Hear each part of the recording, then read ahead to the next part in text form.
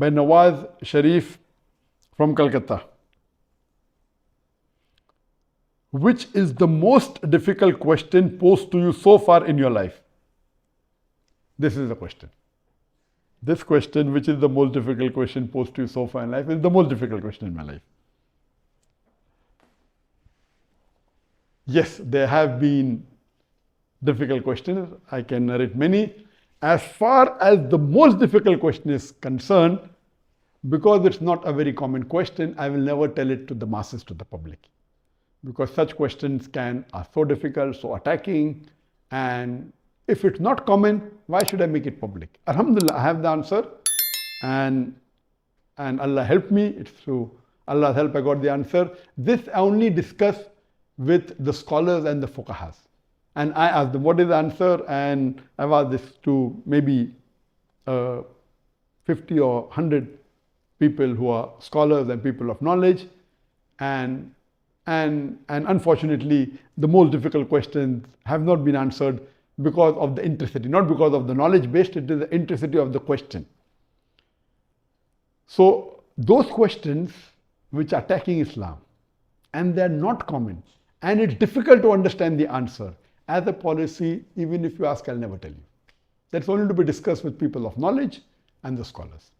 Yes, there have been many questions which are tricky. Many questions which may require a logical answer, has nothing to do with Islamic knowledge. And there are many. I'll just give one example to you. I don't say it's the most difficult, but it was a tricky question. And I remember, I think it was in the year 2014 or somewhere close to that in Dubai. After my lecture in Dubai, there were about 15,000-20,000 people in the audience. There's a lady who's a non-Muslim who asked me a question.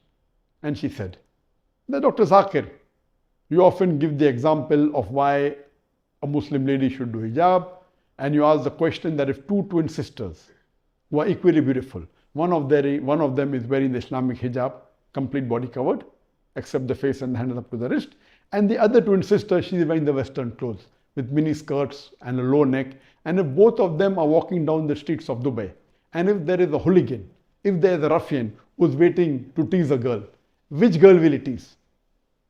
And you ask this question. Yes, I have given this example and I've asked this question since the early 90s when I gave the talk of women's rights in Islam the first time in 1993. Since this time I'm asking a question. And I've asked this question in public forum that which girl will you tease? And always the answer has been, but natural, the girl wearing the Western clothes in mini skirt or low neck because she's attracting. And for 20 years, the answer has been same. Now this lady comes up and she repeats the question, but she says that according to me, the girl wearing the Islamic hijab would be teased.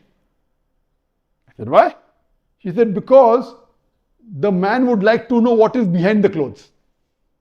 That's why he will tease the girl wearing the Islamic hijab. And my daughter, who was in the audience, she said, now Abba is trapped. My father is trapped. And I was taken aback that this was never answered. So what I say, these type of replies are mainly devilish replies to try and trap. But Alhamdulillah, in such situation, Allah is the one who always helps. I got up and I said, okay, sister has asked a very good question, and I continued the question. And I said, though I disagree. So this was a question asked, now hear my answer. I said, I disagree with your answer. It's an illogical answer. But if you agree that your answer is correct, then why are you wearing clothes? If you don't want people to be clothes, you should take off your clothes. And believe me, that woman was so embarrassed, and that was a very good slap to her reply, to her question, which was a devilish question. She went back and she sat quietly. So these types of questions by non-Muslims who come to attack you, it has got nothing to do with Islam. My answer was logical. But what I told, okay, I disagree with your answer, but if you agree with your answer, why are you wearing clothes? And she was wearing clothes. I said, why are you wearing clothes? And so these type of questions, the answer should be with hikmah. Udu ila sabili rabbika bil hikmah wal mu'azat al hasna wajad millati ahsan. Invite all to the way of thy Lord with wisdom and beautiful preaching and argue with them in the ways that are best and most gracious. So such type of questions are many. Inshallah, if you see my videos and see my question answer session, you will find many of such questions.